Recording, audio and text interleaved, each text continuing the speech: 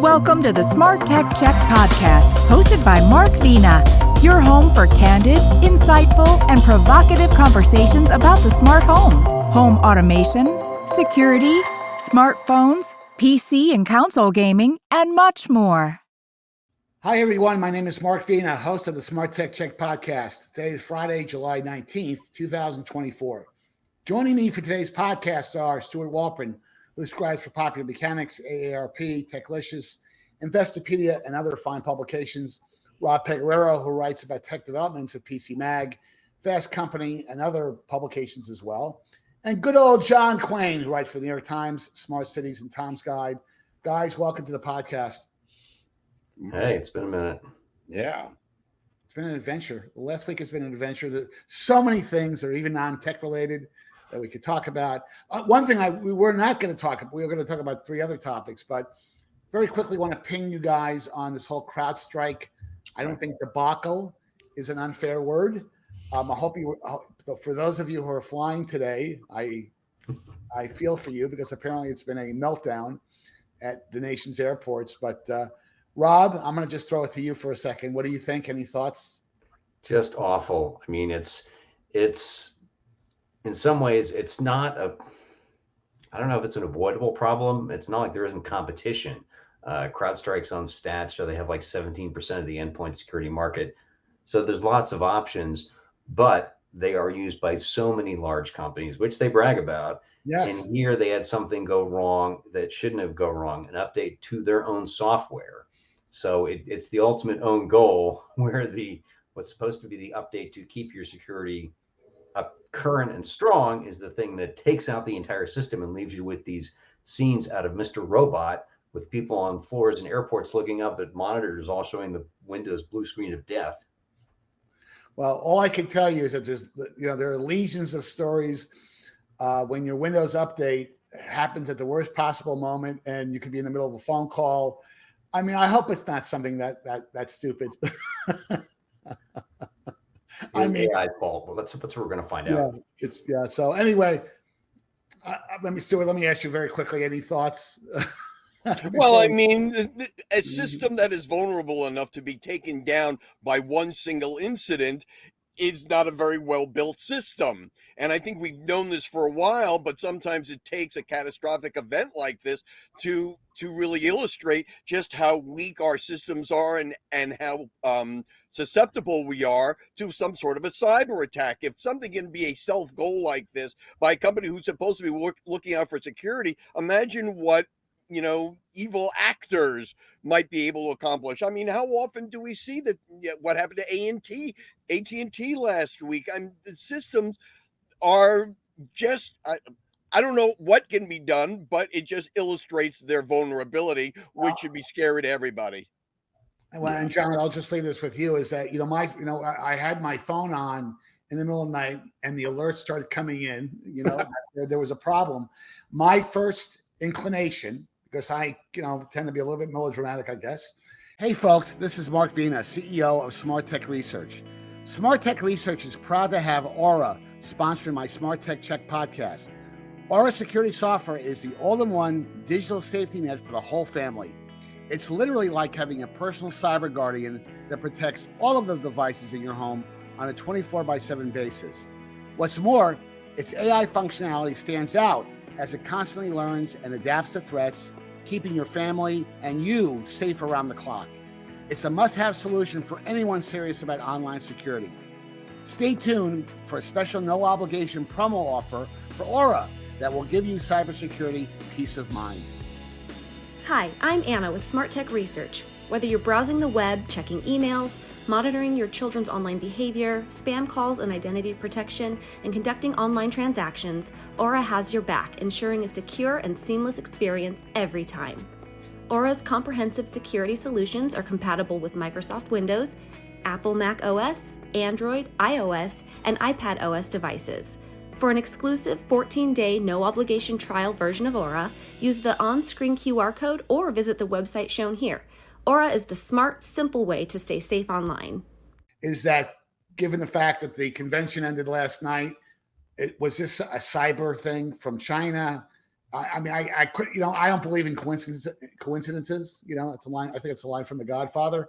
But right, of course, sometimes it could be complete incompetence, which may be the cause here. But any of your thoughts before we go into the other topics we're about to talk about? I mean, these updates have triggered lots of network outages before. I mean, there's two levels of discussion for me. One is, the attack vector by everybody using something like Microsoft software. That increases the attack vector. It makes it a huge target. And, maybe that's not a good choice for your business. The same with these cloud services. You won't really only have 3, and that's not a good situation to be in either. So much relies on 3 of them. So again, they didn't sandbox this stuff, which is an obvious, super simple programming technique that one app could take out all this stuff. That sandboxing That's pretty bad. How do you isolate something so it doesn't become a bigger problem? Right. And that tells you a lot. Like if you want to be a bad actor, it tells you a lot about how to attack this system. And automated, you brought it up, the automated updates, probably always a bad idea, but if you talk to the people that insist on automatic updates, they point to experience, somebody like that didn't update their Apache servers, and kerplooey, everybody got in there. It was a wide open door. So, it goes back and forth about what's more secure and what's the better approach, but definitely relying on one only off the shelf commercial software to do these kind of critical systems. Probably not a good idea. Hello, Sky News people out there. They got to really shut down. Well, let's get to an optimistic topic. Yeah. And John, let me just kind of tee this up because you brought this up. And, I tend to be, when it comes to technology, much more optimistic about the potential for innovation. Stewart, you and I talked about it on the interview that we chatted about your series of articles that you're writing about innovation. And, but I think it's a fair question, John, that you've raised, because this was your topic. Are we in a bit of an innovation drought? And everybody's talking about AI and the amount of investment that's gone into it. And, all the PC companies, Apple, they've all completely pivoted to this as the next big thing. I think, John, you pointed to a study that says that, despite all that, when you kind of cut through all the noise and all the hyperbole, there really isn't a single AI thing that has proven itself to be essential yet, that has changed people's lives. Now, that might be a bit debatable, but, I think it's worthy of discussion. So what's your perspective? Are we in an innovation drought right now? It does feel like we're a little bit of an innovation drought where we're kind of grasping at different ideas, the goggles and VR stuff that no one is going to wear. Keep trying that, until we just beat it to death, but no one's going to do that. Maybe someday when we have light glasses that we wear, that'll make it possible. The AI thing is really interesting. It is, there's been so much hype, and there's a Deloitte report and there are some others coming out, looking at the value of it. And they all point out basically that there's no killer app. And that's probably, so you're going to see the next hype wave is going to be bashing AI, of course, because then there'll be report after report about that. It is really, really useful in healthcare in some basic applications that have been out there for years in terms of imaging and diagnostics. There's no question about that. It's a very helpful diagnostic tool. But in, planning your next trip, I wouldn't do that unless you want to show up at buildings that are already closed, which I've done several times in trying that. So it does feel like there's a bit of a drought. I mean, we're going to talk about 2 other topics, one about smartphones. Again, not much really happening in a lot of years. Laptops, AI laptops, probably not much of a thing either. And when we come to Rob's topic, I think that might finally be taking off. But it does feel like we're waiting for the next big thing. Well, you know what, Rob, was kind of interesting, and you'll laugh at this. I saw an article yesterday. There was a developer with an Apple Vision Pro developer. And apparently he came up with an app or some type of gesture in the app that allows you to use your eyes to open your garage door or turn the lights on. Yeah. And to me, Yeah, that we can make a few jokes here, and I'm sure that Rob will do that. But spending $3,500 on a headset so I can use my eyes to open my garage door, that kind of, I think that kind of builds the case for the bright shiny object thing. That is this really what innovation is all about? I want to do this. Although if Apple uses that technology to help people with ALS, then it's worthwhile. But the $3,500 general interest VR headset is just a contradiction in terms, that entire phrase. Right.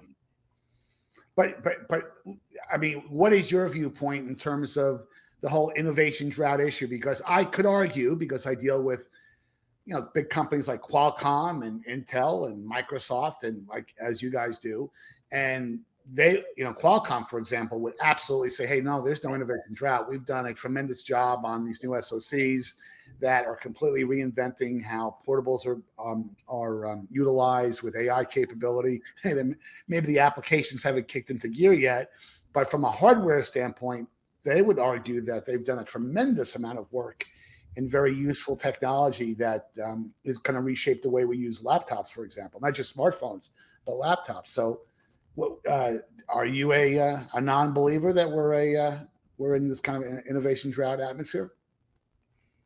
No, I think we have not stopped inventing things. Just right now, there's a lot of effort being wasted, I think, on things like AI in ways that don't actually solve people's problems. Like, I don't think we need AI to create new things. AI has a lot of potential to help make more sense of the data we already have. My favorite use case is, just tell me, looking through all these emails, what are the meetings I should think about booking for the Black Hat Information Security Conference 2 weeks from now, sometime in August, when it will be painfully hot as the surface of the sun in Vegas, which, it's a pain to do this by hand. I think there's a lot of interesting work being done in terms of, can we get a lot of these computing tasks done without hoovering up so much data and keeping it around forever, which, as we saw with AT&T, yields all kinds of problems when you keep an enormous stash of data in a place where it can be stolen. But if you can get insights from that, privacy preserving technologies, there is a lot of good stuff happening. Apple's working on it. Google's working on it as well. I think last month I finally got the notice on my phone. My Google Maps timeline is now stored end-to-end encrypted on my device. So there's no more database that somebody else can turn over with a warrant if somebody goes looking for my whereabouts. That's good. It took some work, and I still get the benefit of that data, but nobody else does. I like that. Now, Stewart, you and I chatted a couple of weeks ago about the articles that you're writing about those, and you specifically focused in on the topic of something that's innovative. That's a very high bar. Printing press type of stuff, the invention of the telephone, technologies that stay with you. The invention of the wheel. I'm really going back a long way, but the industry that we're all involved in tends to be very bright, shiny, object oriented. Something that might be innovative to an engineer, that might be, in a very narrow sense, is not necessarily game changing. So, what's your perspective on this issue? Well, I don't think we're in an innovation drought at all. And I think that we are clouded by the fact that we're inside the tech bubble, and we're all veterans of this tech bubble, and we've all experienced introductions of major pieces of technology that last 20 to 25 years and then fade. I tend to think of where we are now is in a very fecund gestation period. Sort of like where we were in the late 70s with the home computer, when most of the consumer electronics or tech industry could not figure out why a consumer would ever want a computer in their home. Sometime in the late 80s, when the internet and AOL first started coming up, people were questioning what the hell the internet was and what value it would have to me. It took more than 20 years between the invention of the digital camera and the digital camera actually getting into people's hands. So we are in a very big period of gestation. You've been talking about AI and waiting for the killer app. I think that's exactly correct. AI is in a 1.0, 1.2 gestation period, just like the home computer was, where everybody was sort of waiting for the killer app. And once everybody started to realize what the computer could do at home, and a lot of it was simply the idea of WYSIWYG, that what you saw on your screen was what you got, and allowed people at home to create flyers and posters. Something as simple as that. Samsung earlier this year introduced AI in all its phones, and you have seen a cascade of smartphone makers beginning to add AI to their devices. Every single major, like Apple introduced Apple Intelligence, we'll see in the fall. Oppo is adding it. No, they're all creating partnerships with OpenAI and with Microsoft and a lot of these other companies. This is the first wave of this. Right. And so I think that we have to wait to see killer app and how these varying companies and their varying individual software applications really build up. You have the EV car revolution, which is still in its very early stages. They're building out infrastructures. The car makers are all in on it. We haven't yet really seen it blow out to its true potential. We were talking on by email between the three of us about what's going on in outer space and the privatization of space and the innovations that are coming from the development of space travel, to the point where space tourism is probably not that far off for less than billionaires, essentially.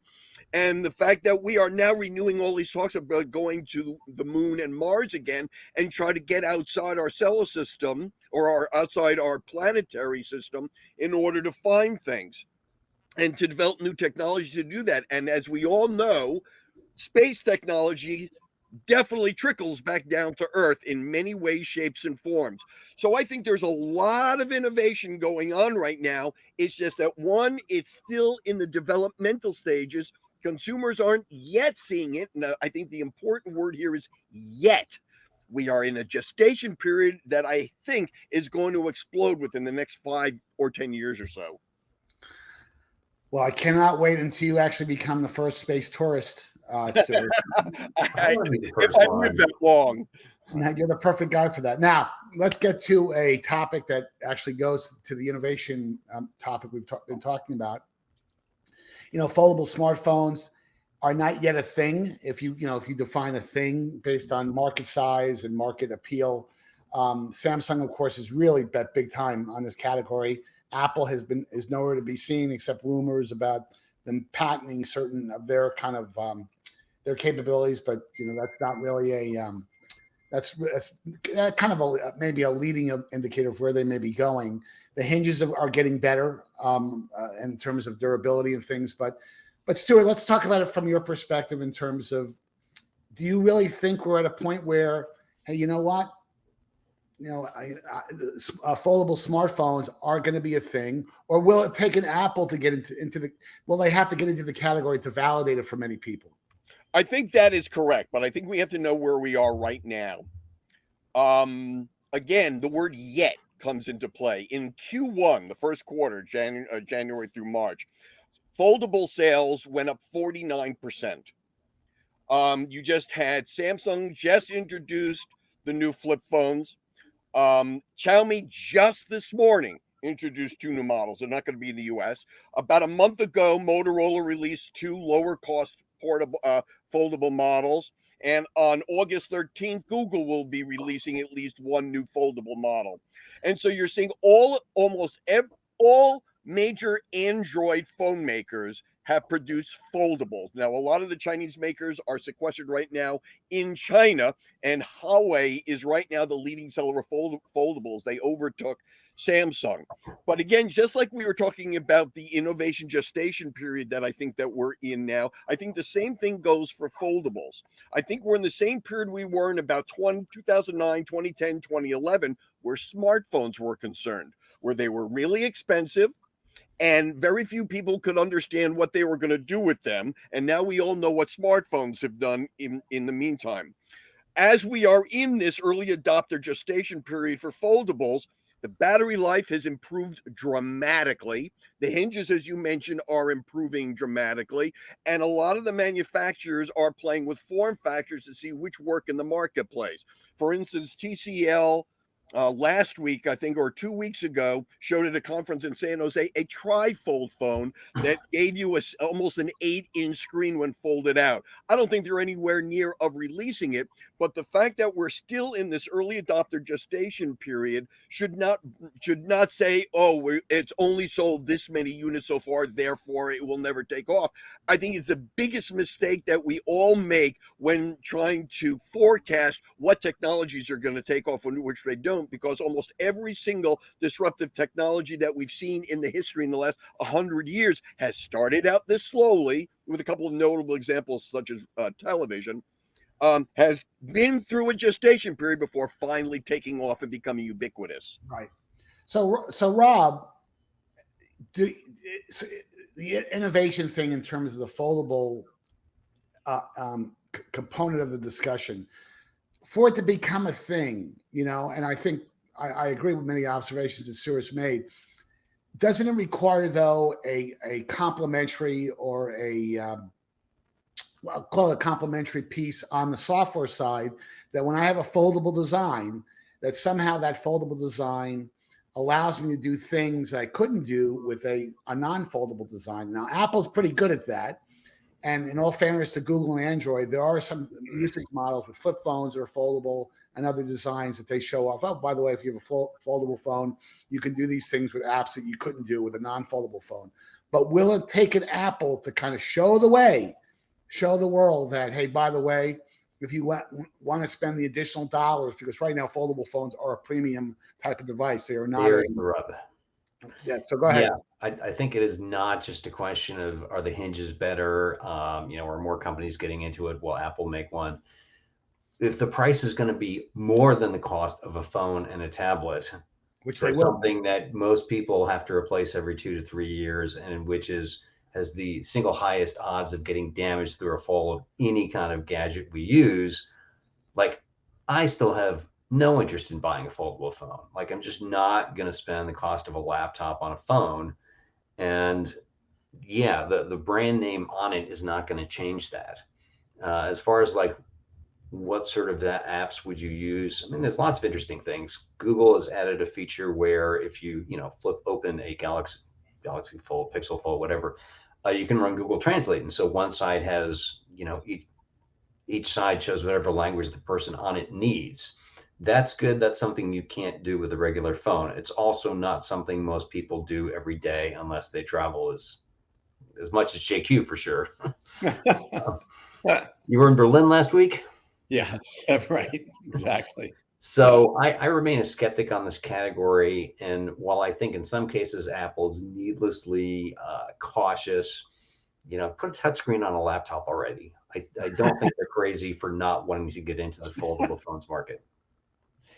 Yeah. So John, being the resident billionaire in the group, that's Mark's joke for the morning. I mean, are you a believer that the foldable is going to be a thing? Or are you? I guess you go to all the same events we do. You get briefed by the same vendors. Yeah, I keep flashing on this episode of iCarly where she was walking around with a phablet, like this giant phone to the ear, and they were making fun of it. I mean, even the kids were making fun of it. I got to take this call. Yeah, we're kind of there with the foldable smartphones. Look, I see lots of our colleagues walking around with them, but those are the only people walking around with them. I just don't see.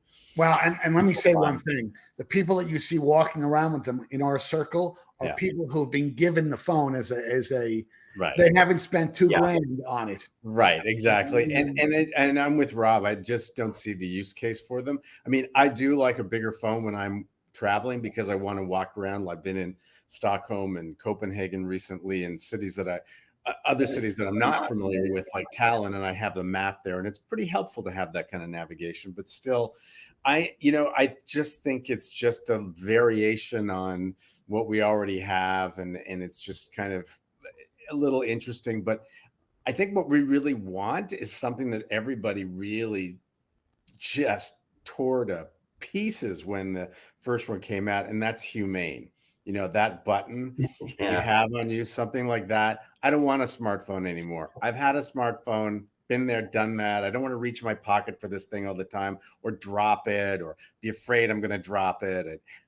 Something like that. When they get something like that working, that I think would be a big change. And that was just those poor guys, first generation. But wow, people were brutal on that product. But I think 5 years from now, something like that is going to happen.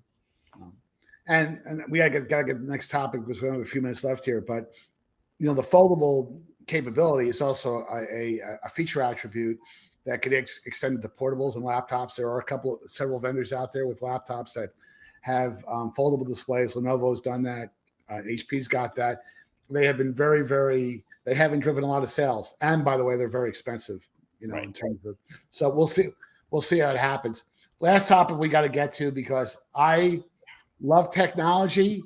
Rob, I give you an award. I want to give you a medal next time I see you that you actually was apparently brave enough to get into one of these robotaxis. They're even in Las Vegas, by the way. They obviously when I lived in the San Jose area, they were all over the place, but they're very prevalent out here. What's been your experience? Did you really positive? So I was in LA. I had a day and a half to kill around Los Angeles, and so I thought, well, clearly I need to try out Waymo since it's not available. They're in the very earliest stages of testing in DC, and it was pretty great all around. I found the Waymo driver to be very cautious, courteous, even almost courtly in its willingness to stop for any pedestrian, any cyclist. Even one case, there was a city bus blocking most of the view of the crosswalk, but it still figured out that there was a pedestrian there. And that's because this thing is festooned with LiDAR sensors, radar and everything. So it has a very good field of view. They have in general been super cautious. They have been sort of the opposite of Uber and certainly Tesla, where, to some degree, people find them annoyingly slow in rolling out the service. It was, to my surprise, competitive with Uber before tip. And I got to add, not that I mind tipping people for good service, but not even to think about that is nice. It's also nice when you get into a Waymo, there will not be 2 pounds of air fresheners on the dashboard. The radio will not be tuned to some annoying right-wing bozo. That would count me out because I wouldn't want to get into that robotaxi. Yeah. You also lose the ride hail service drivers who are really good conversationalists, as I realized when I had, some of my other drives outside of Waymo service area in Southern California. But Rob, the one thing you didn't mention, did you go on a highway? Did not. So right now they're only doing testing on highways. I think they're starting that in Phoenix. Obviously, that's going to be a tricky thing because Waymos are programmed to drive the speed limit and on city streets, which hopefully it's kind of self-enforcing. But, if you're on a highway like the 405 in LA and it's not gridlocked, if you drive the speed limit, you might annoy a whole lot of people. So it's going to be tricky. Their service area itself is limited, so I could not get picked up from LAX. Right now, it goes from downtown LA, sort of arcs through mid-city, south of Wilshire Boulevard and Santa Monica Boulevard to Santa Monica and a little bit of Venice. So there is that. And there can be issues where there's just not enough cars. I had one cancel on me within a minute of showing up in downtown LA, and the next one was a 20-minute wait. I thought, well, for science, I'll do this, even though clearly I should have just gotten on the subway Union Station and spent a whole $1.75 in 5 minutes. But I care about my readers. So it makes me more optimistic about this potential. But think about what it took to get here. They have the apparently infinitely deep pockets of Google behind them. They've been going at this for years and years and years. And now they have service open to the general public in Phoenix and San Francisco. LA is a wait list. Austin is employee only testing. So it's a really slow process. And so I don't think this is going to revolutionize driving anytime soon. Well, and the other piece, Rob, I just wanted to quickly address from a cost standpoint, were there complimentary rides that you were given or? Nope, paid for everyone. So that's what I said. I actually checked costs for Uber and Lyft, and it was right around the ballpark for plain Uber X or regular Lyft, not like a priority pickup or anything, which is a surprise. But I'm also pretty sure that right now Waymo is losing lots of money. The other bets category of Alphabet's income in the last quarter, they lost about 1.4 over $1 billion, and most of that, my understanding, is Waymo. But they don't really have competition. Amazon owns Zoox, GM owns Cruise, which has had more setbacks. They just had to take all their cars off the market in San Francisco. Uber's given up. I think in general, my experience of this is I'm more optimistic about automated mobility in defined sectors and use cases. You can do taxis on city streets. Maybe it's long haul trucking only on highways, but your all purpose car that does level 5 autonomy, you can go anywhere under any conditions and there never needs to be a human. We're not there. We're going to have driverless buses. We already have driverless trains. That's a much simpler problem to solve for, way before we have automated cars that, make human drivers ed obsolete. Stuart, do you have the guts?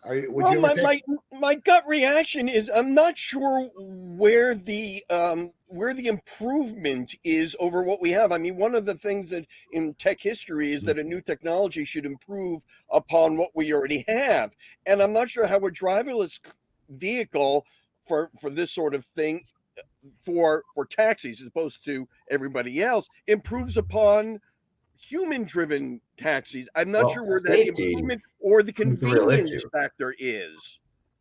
So the second thing is obviously, again, gestation period. We're still in the very beginnings of this technology, so perhaps an added plus that the technology brings that the human doesn't may come into play. Like a human being will tell you, I don't take credit cards because they want to take cash. Well, the car can only take the credit card, and they'll never turn you down, that sort of thing. I mean, but I'm trying to wrap my head around where the convenience plus is for the technology replacing human taxi drivers. And maybe I'm missing something. I just don't see where the improvement comes that would say to people, oh yeah, let me take a driverless one because it does something better.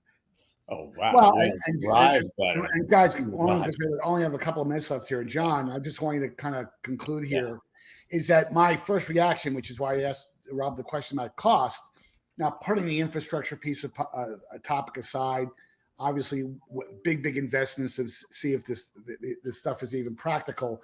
You pull a human being out of the equation, presumably you could lower the cost per trip. So that might answer Stuart's question in that, hey, if a robotaxi cost is, I throw a number out there, 25% less than a standard Uber ride, well, there might be something there. So what do you think, John? Well, I think I lost count at 30.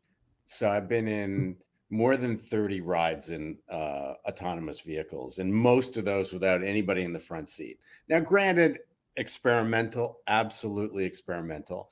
I just did another in the UAE. They have, their own little taxis going around there too. And they do still drive like, Grandma Moses, no question about it. But I think they are the wave. It's just that if they're rules based, they're going to drive slowly and they're going to be like grandma. And so the trouble has always been with the AI stuff. Trying to apply AI has been a nightmare. And that's probably the sticking point with most of this. But the safety factor, granted, Tesla doesn't have the hardware to do an autonomous vehicle, but everybody else that does, super safe compared to drivers. I just had a driver taking me in a lift.